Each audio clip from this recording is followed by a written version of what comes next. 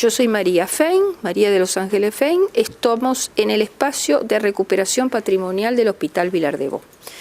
Es un lugar creado a instancias del esfuerzo de funcionarios y usuarios del taller de Sala 12. El taller de Sala 12 es una de las divisiones del Hospital Vilar de Bo, que lo que se hace ahí es la recuperación desde el punto de vista social y laboral de pacientes judicializados inimputables. Voy a hacer un raconto cronológico de mi llegada a este lugar. Yo vine aquí en primera instancia en el 2009 buscando un caso en particular, un caso de 1890, pensando de que las cosas estaban a disposición de todo el mundo que llegara. En realidad, las personas encargadas de todo eso me mostraron que el material existía, pero que estaba en un franco estado de deterioro y además estaba arrinconado en uno de los sótanos sin ningún orden. Una curiosidad, ¿qué es lo que estaba buscando? Yo estaba buscando un caso en particular, un caso de un crimen que estaba generado, a mi entender, por un problema de violencia doméstica. O sea, una mujer que estaba casada, luego ella mata al esposo, pero ese esposo había ejercido sobre ella una cantidad de actos de violencia, entre ellos hacerla internar en lo que se llamaba el manicomio nacional en aquel momento, sin ninguna razón porque ella no tenía ninguna patología. Él lo hizo por su poder. Él era una persona poderosa económicamente y que junto con 2 médicos amigos hacen un certificado y la internan. Ella está aquí 15 días y luego sale porque las autoridades de los médicos del manicomio, en aquel momento se llamó manicomio hasta que cambió su nombre por Hospital Vilar de Bo,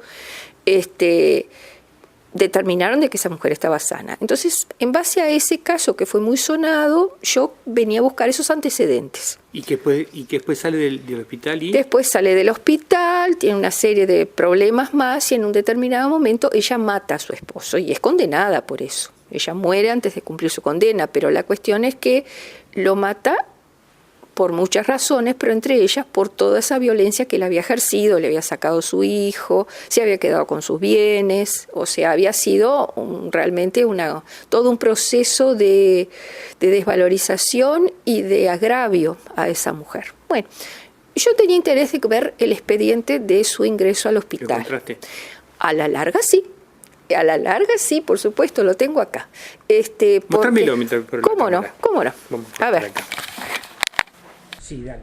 Te decía, bueno, primero que nada te voy a mostrar el caso, ¿tá? Es este que está acá, Elvira Martínez de Das 3, era una mujer que en aquel entonces, a ver si dice la edad, era muy joven, 30 años, y ya había vivido todas esas circunstancias, ¿no? Y bueno, acá dice, ¿no?, en qué condiciones es traída, es remitida por la policía con autorización de la Comisión de Caridad y certificado médico de 2 doctores. Diagnóstico, no hay. Y entonces después dice, es dada de alta por no haber presentado ningún síntoma de enajenación mental. O sea, estas situaciones eran muy comunes. Era parte de, no solamente de lo que pudiera ser el individuo, su esposo o su familia, sino que la sociedad en su conjunto consideraba que cualquier actitud que se saliera de los cánones de lo que se esperaba de una mujer en ese momento, fin del siglo XIX, podía ser debida a algún tipo de patología.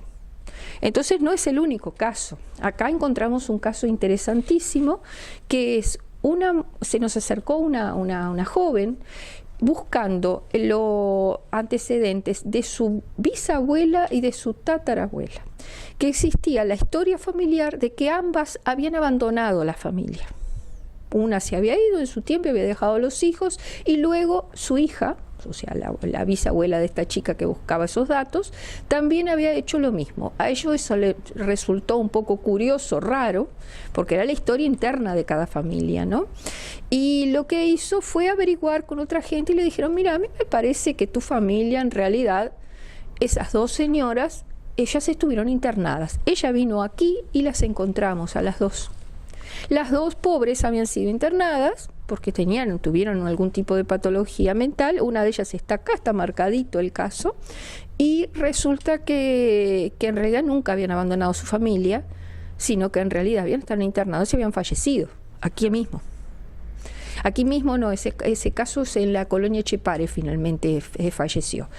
Pero, o sea, era una situación que te pinta lo que era la sociedad en ese momento. La enajenación mental significaba un estigma tan fuerte que la familia prefería decir a la interna que esa persona había abandonado a sus hijos antes de admitir su problema de enfermedad mental. O sea, los libros estos que nosotros encontramos te pintan no solamente lo que es la lucha contra la patología mental desde el punto de vista médico primero, psicológico después, sino también todas las terapias que se fueron experimentando, sino también cuál era la relación de la sociedad con aquel que tenía esa patología. Porque vienen, están los datos de la persona y además de eso están las observaciones acerca de cómo es recibido en la guardia, por el médico de guardia, y lo que dice tanto el enfermo cuando viene, o sea, el futuro paciente, y lo que dice también la persona que lo trae. O sea, nosotros hemos visto casos tremendos, por ejemplo, durante toda la etapa que viene de la inmigración posterior a la Primera Guerra Mundial, ¿no? Entre la Primera y la Segunda Guerra Mundial hay una inmigración todavía importante, tan grande, no sé si tan grande, pero sí tan que tuvo tanta incidencia en la formación del Uruguay como la del fin del siglo XIX, donde mucha gente viene y sola, después de haber sufrido la guerra y con un estado de melancolía importante.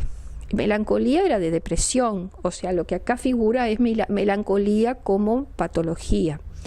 Y en muchos casos con intentos de autoeliminación.